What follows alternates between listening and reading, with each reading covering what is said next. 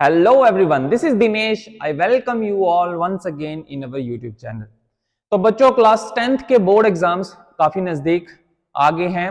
मार्च महीने से class 10th के फाइनल बोर्ड एग्जामिनेशंस जो हैं वो होने वाले हैं जेके बोर्ड के, जो कि Jammu and Kashmir board of school education conduct करेगा नेक्स्ट 2023 के मार्च मंथ में। According to the academic calendar उन्होंने पहले ही बता दिया है कि मार्च महीने के मिड तक जो है वो क्लास 10th के फाइनल बोर्ड एग्जामिनेशन जो है वो शुरू हो जाएंगे।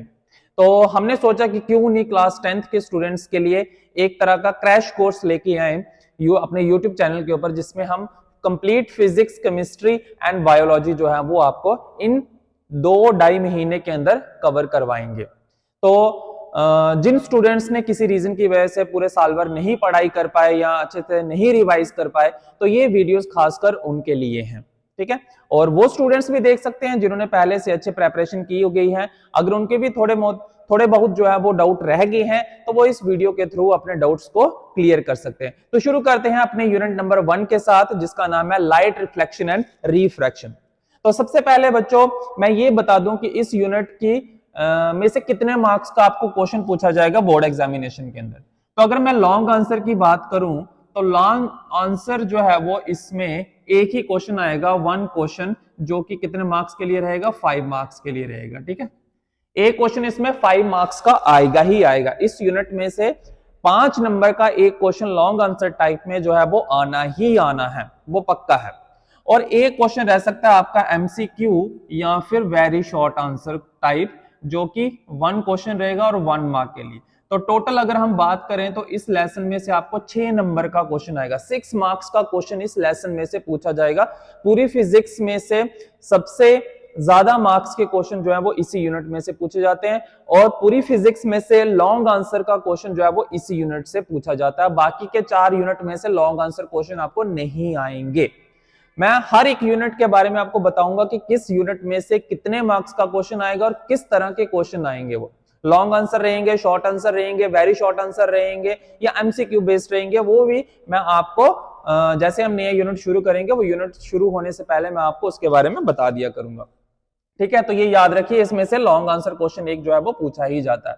तो अब शुरू करते हैं हमारा टॉपिक लाइट के बारे में। व्हाट इज लाइट, ठीक है। लाइट क्या होती है एक्चुअली में? लाइट क्या है? एक फॉर्म ऑफ एनर्जी है। Light is a form of, अगर हम लाइट की बात करें तो light is a form of energy जो हमें हेल्प करती है देखने में, ठीक है। Which enables us to see the objects, जो हमें ऑब्जेक्ट्स को देखने में हमारी हेल्प करती है, उसे हम लाइट कहते हैं। और लाइट क्या है? एक फॉर्म है एनर्जी की, जैसे केमिकल एनर्जी हो गई, सन एनर्जी हो गई, ठीक है, विंड एनर्जी हो गई, इलेक्ट्रिकल एनर्जी हो गई। तो इस तरह की जो एनर्जी है, पोटेंशियल एनर्जी है, काइनेटिक एनर्जी है, मैकेनिकल एनर्जी है, बड़ी फॉर्म्स ऑफ एनर्जी है। तो उन फॉर्म्स में एक फॉर्म जो है वो आपकी लाइट एनर्जी है। तो लाइट क्या है? एक फॉर्म ऑफ एनर्जी है जो हमें इनेबल करती है, हमें हेल्प करती है किसी भी ऑब्जेक्ट को देखने के लिए, ठीक है। अब डे टाइम पे तो हम सारे ऑब्जेक्ट्स को देख सकते हैं। क्यों? क्योंकि डे टाइम पे जो सोर्स ऑफ लाइट है वो क्या है? सन है। Sun is a biggest source of light, ठीक है। डे टाइम पे बिगेस्ट सोर्स ऑफ लाइट जो है वो क्या है? सन है। अब सन की रोशनी डिफरेंट ऑब्जेक्ट्स के ऊपर पड़ती है, तो वो हमें सारे ऑब्जेक्ट्स जो है वो नजर आते हैं। एक्चुअली में होता क्या है कि जैसे ही सन की लाइट किसी ऑब्जेक्ट के ऊपर पड़ती है तो वो ऑब्जेक्ट क्या करता है? उन लाइट रेस को रिफ्लेक्ट करता है। जरूरी नहीं है कि वो रिफ्लेक्ट ही करेगा। ये बड़े सारे स्टूडेंट्स के बीच में उन्होंने यही रटा होता है कि जब भी किसी ऑब्जेक्ट के ऊपर लाइट पड़ेगी तो वो रिफ्लेक्ट करेगी या रिफ्रैक्ट करेगी। नहीं, रिफ्लेक्ट और रिफ्रैक्ट के अलावा भी लाइट जो है वो क्या करती है?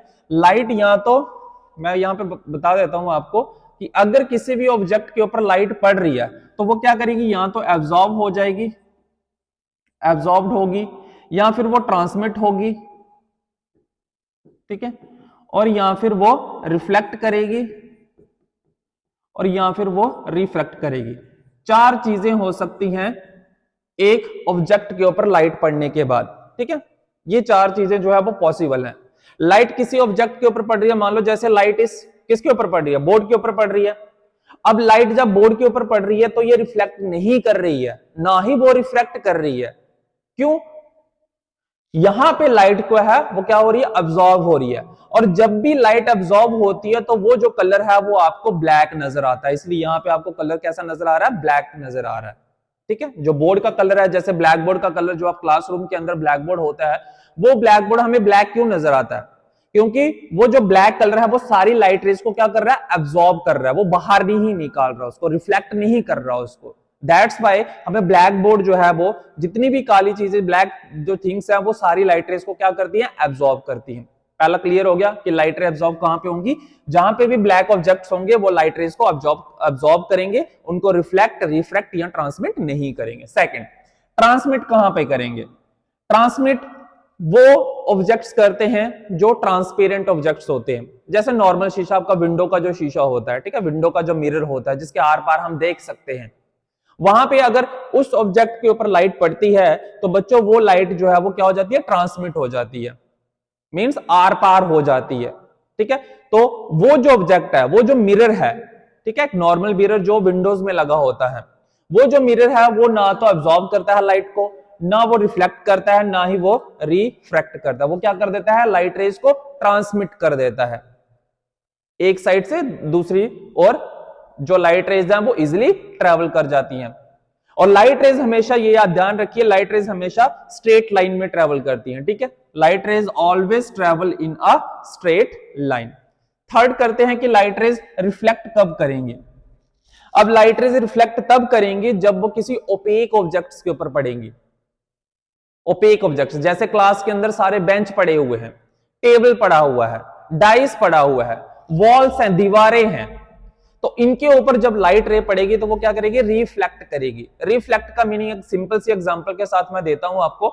मान लो आपके पास एक टेनिस की बॉल, और टेनिस की बॉल को आप किसके ऊपर फेंक रहे हैं, दीवार के ऊपर फेंक रहे हैं, तो वहां से क्या हो रही है, वो बॉल जो है वो वापस आपके पास आ रही है या किसी और डायरेक्शन में जा रही है। वो आपके ऊपर डिपेंड करेगा कि आप किस एंगल से बॉल को जो है वो दीवार के ऊपर फेंक रहे हैं। तो दीवार क्या कर रही है, उस बॉल को बाउंस बैक कर रही है।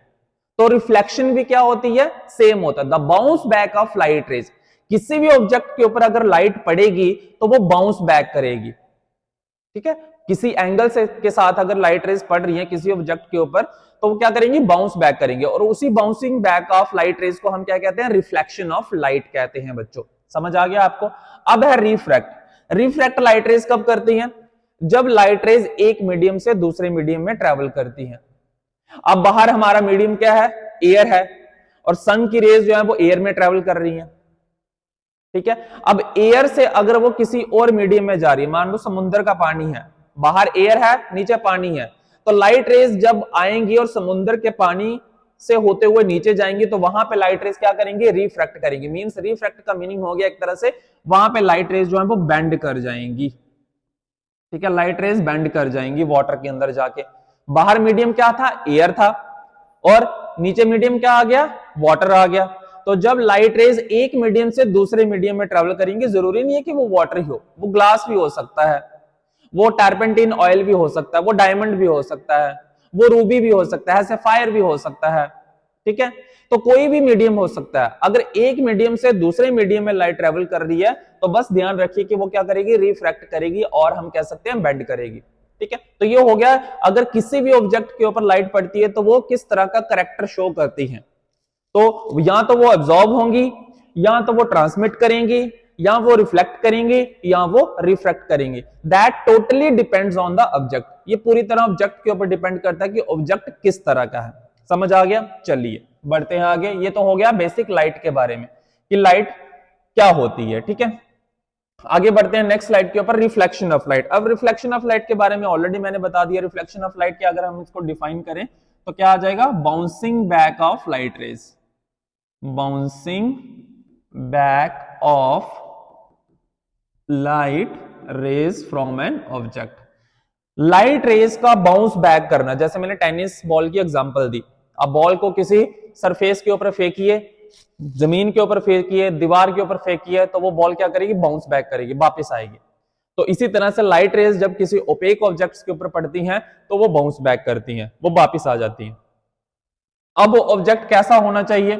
अगर तो प्लेन ऑब्जेक्ट है तो लाइट रेज जो रिफ्लेक्ट करेंगी वो जो रिफ्लेक्शन होगी वो रेगुलर रिफ्लेक्शन होगी। मान लो मैं यहाँ पे एक प्लेन मिरर लेता हूं, ठीक है। प्लेन मिरर वो मिरर होता है जिसके बीच में हम अपना फेस देखते हैं, ठीक है, प्लेन मिरर। अब अगर प्लेन मिरर के ऊपर कोई लाइट रे पड़ रही है इस तरह से, तो क्या करेगी, इस तरह से रिफ्लेक्ट कर जाएगी। यहां पे ये जो रे होती है इसे हम इंसिडेंट रे कहते हैं। This is called the incident रे। एंड दिस रे जो बाउंस बैक कर रही है that is called the reflected ray, इसे हम रिफ्लेक्टेड रे कहते हैं, ठीक है। और जहां पे ये दोनों लाइट रेज मिल रही हैं इस पॉइंट के ऊपर, जिस पॉइंट के ऊपर ये दोनों लाइट रेज मिल रही हैं, इस पॉइंट को हम कहते हैं point of incidence. Point of incidence कहते हैं, ठीक है। जिस पॉइंट के ऊपर दोनों लाइट रेज मिल रही होंगी वो पॉइंट आपका पॉइंट ऑफ इंसिडेंस होगा। और इसी पॉइंट से हम एक परपेंडिकुलर ड्रॉ करते हैं, ठीक है। इस परपेंडिकुलर को क्या कहा जाता है, नॉर्मल कहा जाता है। समझ आ गया? 3-4 पॉइंट यहां पे आपके क्लियर हो गए, ठीक है। टर्म्स जो है वो आपकी क्लियर होगी। इंसिडेंट रे क्या होती है, वो रे जो किसी प्लेन ऑब्जेक्ट के ऊपर या किसी इरेगुलर ऑब्जेक्ट के ऊपर पड़ेगी, तो वो रे ऑफ लाइट क्या कहलाएगी, आपकी इंसिडेंट रे कहलाएगी। अब कोई एक रफ सरफेस है, मान लो उबड़ खाबड़ सरफेस है, इस तरह की कोई सरफेस है, ठीक है, पत्थर है कोई इस तरह का।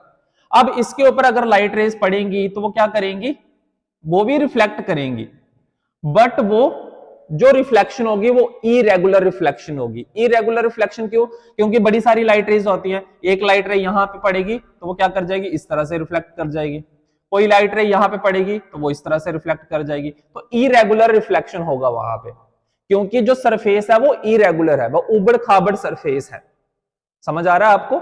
अगर सरफेस ऑफ ऑब्जेक्ट जो है वो प्लेन नहीं है सॉरी, तो वहां पे जो रिफ्लेक्शन होगी बच्चों, वो रिफ्लेक्शन होगी इरेगुलर रिफ्लेक्शन। इरेगुलर रिफ्लेक्शन होगी वहां पे।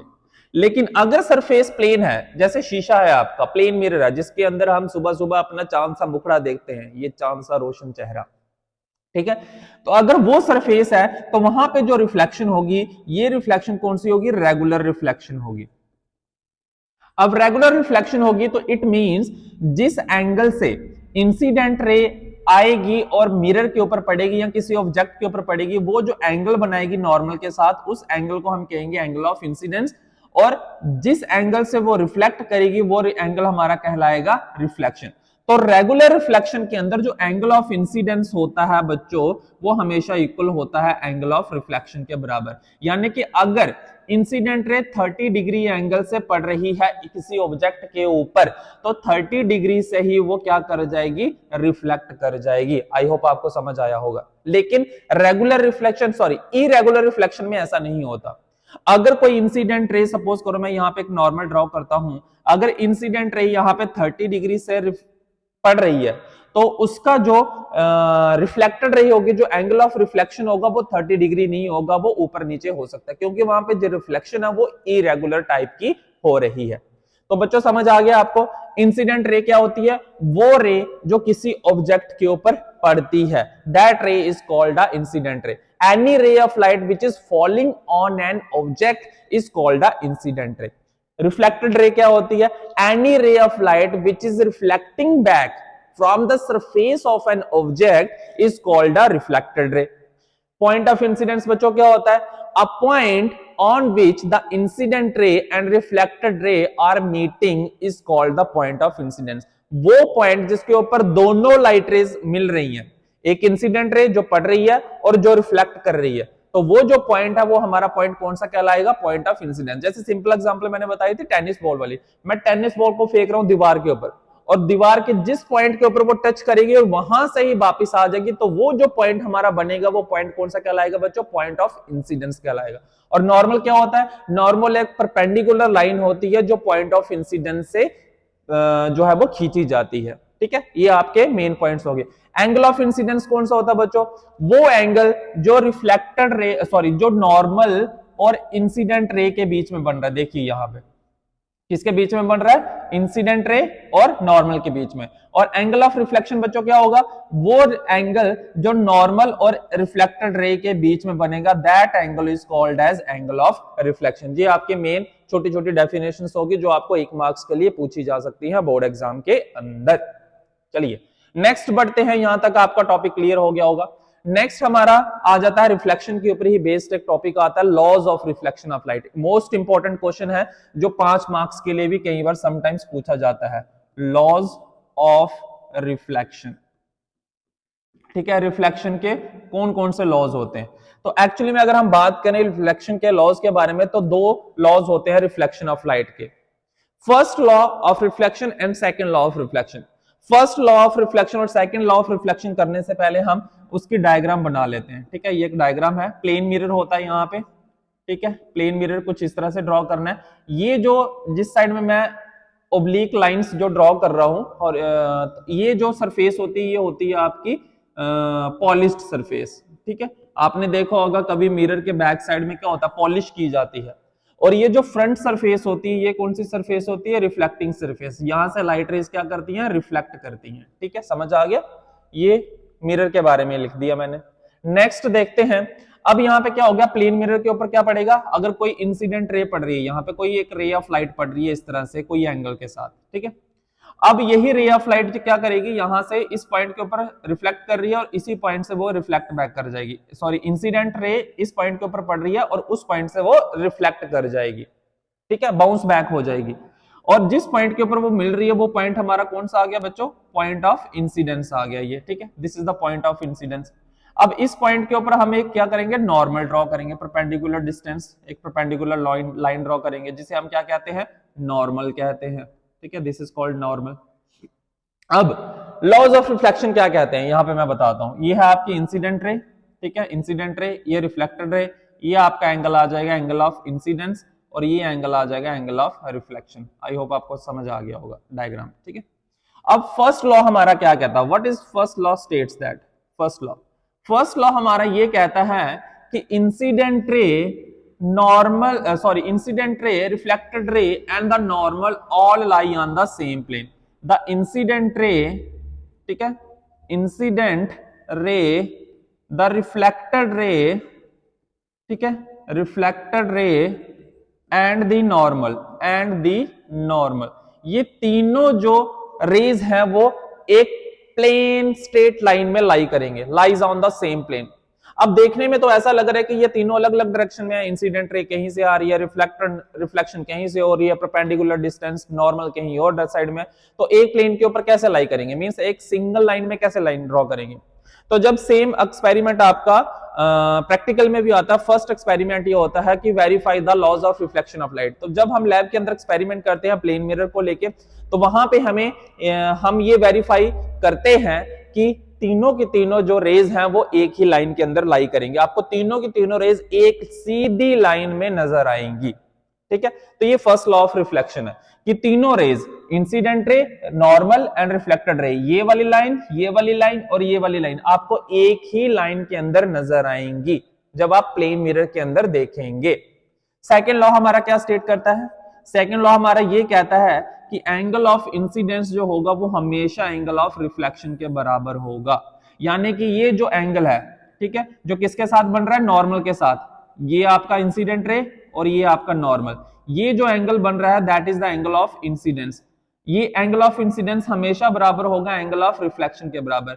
सपोज कर लो एंगल ऑफ इंसिडेंस 40 डिग्री है और एंगल ऑफ रिफ्लेक्शन भी क्या होगा, 40 डिग्री। सपोज कर लो कि एंगल ऑफ इंसिडेंस 50 डिग्री है तो एंगल ऑफ रिफ्लेक्शन भी कितना होगा, 50 डिग्री हो। ये होता है सेकंड लॉ। समझ आ गया लॉज ऑफ रिफ्लेक्शन बच्चों। लॉज ऑफ रिफ्लेक्शन क्या है कि incident ray, reflected ray and the normal all lie on the same plane, and the second law states that the angle of incidence is always equal to the angle of reflection। जिस angle से आप ball को bounce करेंगे उसी angle से वो bounce back हो जाएगी। अब दूसरी कंडीशन, अगर कोई ray of light straight line में ट्रेवल कर रही है, किसी ऑब्जेक्ट के ऊपर सीधी पड़ रही है, किसी एंगल के साथ नहीं पड़ रही, जैसे मैंने एग्जांपल ली, यहां पे एक प्लेन मिरर है, ठीक है, ध्यान से समझिएगा, ये क्वेश्चन पूछा गया 1 मार्क्स के लिए, और ये हमारा नॉर्मल आ गया। अब मैं कहूं कि इस मिरर के ऊपर, इस ऑब्जेक्ट के ऊपर इसी नॉर्मल से ही क्या हो रहा है, इसी नॉर्मल से एक इंसिडेंट रे जा रही है, इसी नॉर्मल से होते हुए स्टेट, इसी नॉर्मल से होते हुए एक इंसिडेंट रे जा रही है, ये इंसिडेंट रे आ गई, इंसिडेंट रे, ठीक है, इंसिडेंट रे।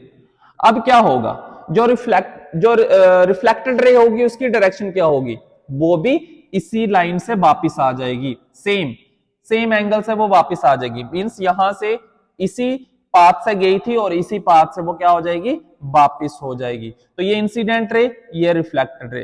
तो यहां पे बताइए रिफ्लेक्टेड रे, यहां पे क्या होगा, यहां पे क्या होगा, अगर कोई रे ऑफ लाइट किसी ऑब्जेक्ट के ऊपर परपेंडिकुलरली पड़ रही है तो एंगल ऑफ इंसिडेंस जो है वो क्या होगा और एंगल ऑफ रिफ्लेक्शन क्या होगा, यहां पे क्या होगा, 0 डिग्री होगा। परपेंडिकुलर, जहां पे आपको वर्ड नजर आया परपेंडिकुलर, 90 डिग्री के ऊपर अगर कोई इंसिडेंट रे पड़ रही है तो वहां पे एंगल ऑफ इंसिडेंस और एंगल ऑफ रिफ्लेक्शन जो है वो क्या होंगे, 0 डिग्री होंगे। ठीक है, 0 डिग्री होगा वहां पे कोई भी एंगल नहीं बनेगा इंसिडेंट रे और रिफ्लेक्टेड रे के बीच में, वो 0 होगा, क्योंकि जिस पाथ से वो जा रही है उसी पाथ से वो वापस आ रही है, कोई भी एंगल नहीं बन रहा नॉर्मल के साथ। अब देखिए आप, इंसिडेंट रे और नॉर्मल के बीच में कोई एंगल बन रहा है, नहीं बन रहा, वो तो उसी पॉइंट के ऊपर आगे मिल रही है, इंसिडेंट रे और नॉर्मल। रिफ्लेक्टेड रे और नॉर्मल के बीच में कोई एंगल बन रहा है, नहीं बन रहा है, तो क्या आ गया, 0 आ गया। ये क्वेश्चन इंपॉर्टेंट है। अगर any ray of light, if any ray of light which is falling on a perpendicular direction on a object, then the angle which is made by the normal and the incident ray and the angle which is made by the reflected and the normal is 0 degree. समझ आ गया, वो क्या रहेगा, 0 degree रहेगा। तो ये हमारा part हो गया बच्चों रिफ्लेक्शन ऑफ लाइट के बारे में, लॉज ऑफ रिफ्लेक्शन के बारे में। ठीक है, ये हमारा फर्स्ट टॉपिक था जिसमें हमने लाइट के बारे में पढ़ा, बेसिक की लाइट क्या होती है। ठीक है, कुछ बेसिक टर्म्स के बारे में पढ़ा, इंसिडेंट रे क्या होती है, रिफ्लेक्टेड रे क्या होती है, नॉर्मल क्या होता है, पॉइंट ऑफ इंसिडेंस क्या होता है, और फर्स्ट लॉ ऑफ रिफ्लेक्शन भी कर लिया। ठीक है, अब इसी के साथ हम आज का सेशन जो है वो यहीं पे खत्म करते हैं। नेक्स्ट सेशन में आपको मैं आपको करवाऊंगा कि प्लेन मिरर की कैरेक्टरिस्टिक्स क्या होती हैं। ठीक है, जैसे हमने प्लेन मिरर यहां पे रखा ना, तो प्लेन मिरर की क्या प्रॉपर्टीज होती हैं, क्या कैरेक्टरिस्टिक्स होती है, वो हम नेक्स्ट टॉपिक में पढ़ेंगे, नेक्स्ट क्लास में पढ़ेंगे। और उसके साथ साथ हम रियल इमेजेस, वर्चुअल इमेजेस के बारे में पढ़ेंगे। ठीक है, और कुछ स्फेरिकल मिरर्स जो हमारा नया टॉपिक रहेगा वो भी हम नेक्स्ट क्लास के अंदर कवर करेंगे। तो अगर आज की वीडियो अच्छी लगी हो तो क्या करना है आपको बेटर पता है, अगर सब्सक्राइब नहीं किया तो सब्सक्राइब बटन को जल्दी से दबा लीजिए और इस वीडियो को लाइक और अपने दोस्तों में भी शेयर कर दीजिए। मिलते हैं अपने नेक्स्ट वीडियो में, तब तक के लिए thank you so much, stay tuned with us.